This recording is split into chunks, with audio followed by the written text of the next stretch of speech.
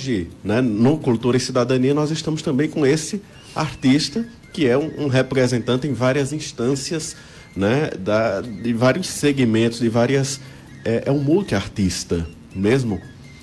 O Edinho Moreira, o famoso Jerimum.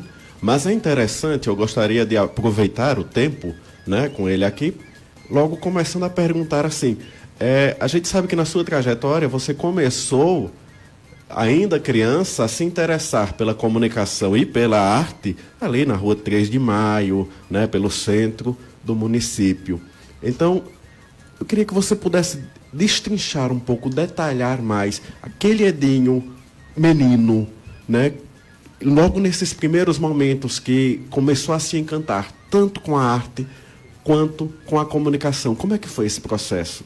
Olha, primeiramente, obrigado pelo convite, né? Bom dia a todos. É uma honra tê-lo aqui conosco, né? E nos ouvindo, né? E o André Leal também.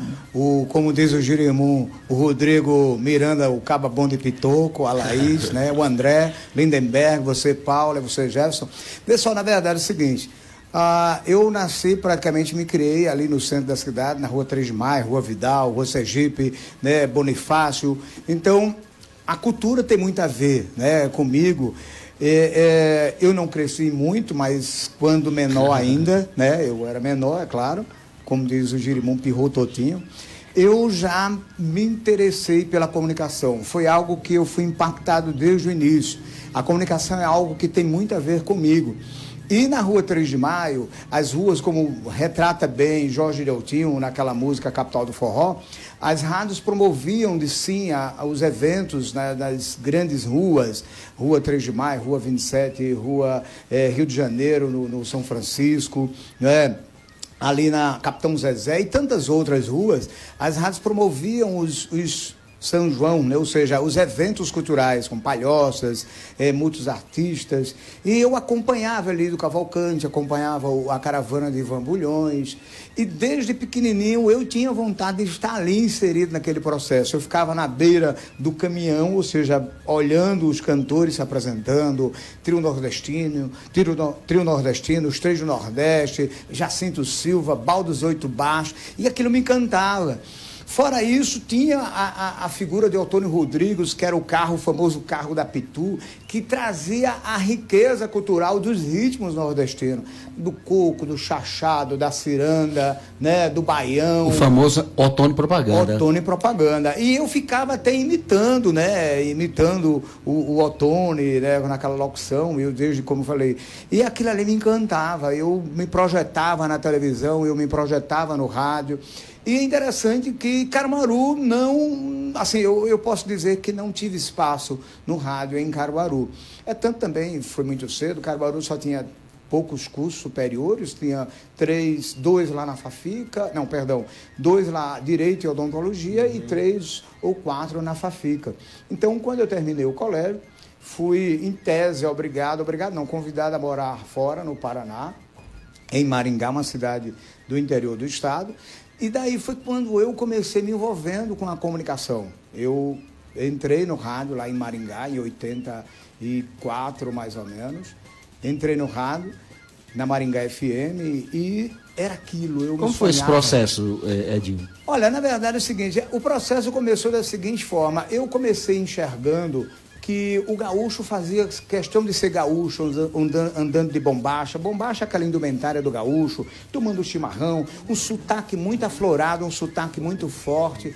E ele fazia questão de ser gaúcho, ser identificado como gaúcho, que na minha percepção existem 3 grandes culturas no Brasil. Uma, sem dúvida, gaúcha, outra nordestina e outra uma salada de fruta que está ali entre Rio, São Paulo, aí tem um samba, tem a interferência mineira, enfim, eu acho que são 3 grandes culturas fortes que facilmente você identifica. E percebendo o gaúcho, e o que aconteceu? Quando eu fui morar, a primeira coisa que eu perdi foi o sotaque. Porque o nordestino é tão perseguido que a primeira coisa que denuncia que ele é nordestino é através do seu vocabulário.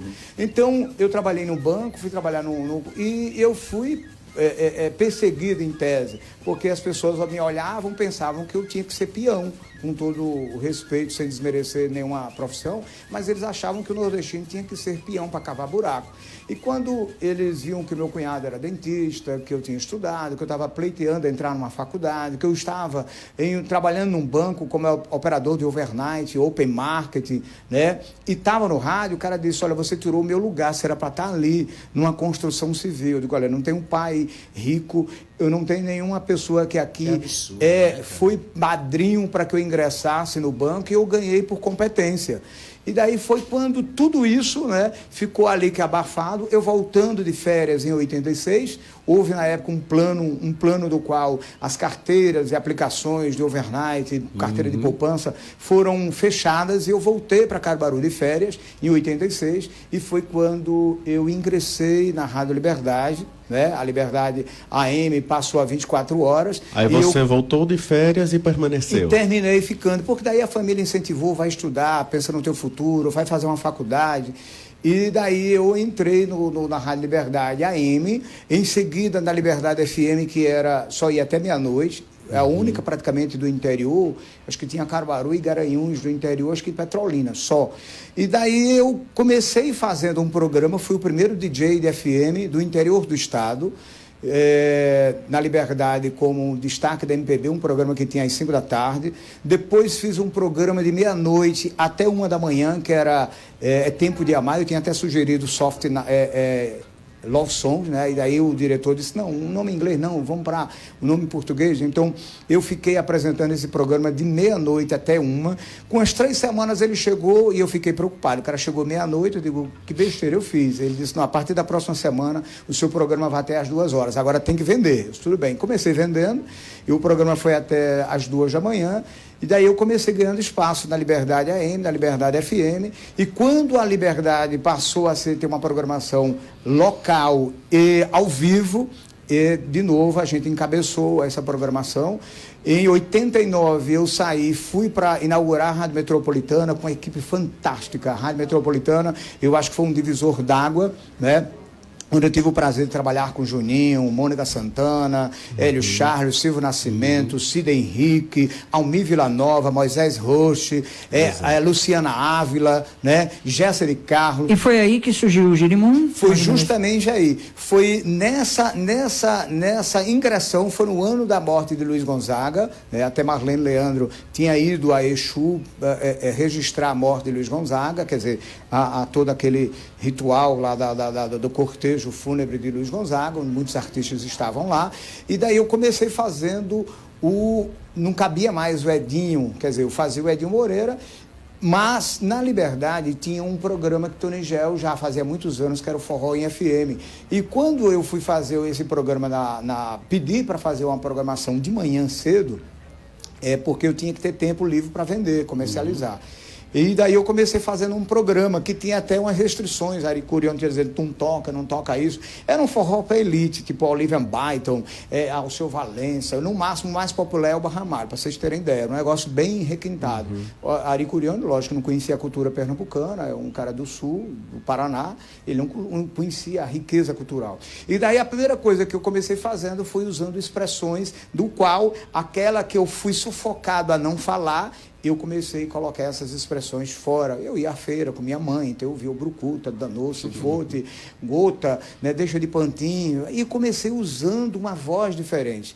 Aí, de novo, outro que é rompimento de um paradigma. Eu que ajudei a montar, eu que vim de uma programação de FM toda elite, que a AM era uma coisa mais popular, a FM era algo mais sério, uma coisa diferenciada. No Brasil todo não se tinha sotaque, ou seja, não tinha regionalismo. É tanto que no Paraná, no interior do Paraná, o pessoal chama poeta, carne, mas no ar chamava porta, carne, estilo carioca. Já em Curitiba é porta, leite é quente, mas no ar tinha que ser porta. Então, a gente rompeu, foi uma cisão, um rompimento do paradigma do FM com a introdução do Girimum, que na verdade não saiu o Girimum, saíram as expressões e a voz. E daí muita gente começou perguntando, o que é isso? Você é um doido que tem aqui. porque eu não sabia como ia a coisa acontecer, e o Girimum foi acontecendo, as vozes, os espaços foram sendo conquistados, e foi quando Marlene até sugeriu, depois de uns 3 ou 4 meses, por que não bota o nome de Girimum? Podia ter sido quiabo, machixe, macarrão não. Assim, Vocês já viram que essa história vai Rapaz, longe se a gente deixar, a né? Vai gente ter que ser um poderia programa fazer um cara de só comunicação. para conhecer melhor essa história. Uma Gerson. vasta história, né? Riquíssima aí, e que ele conseguiu sumariar bem essas 3 décadas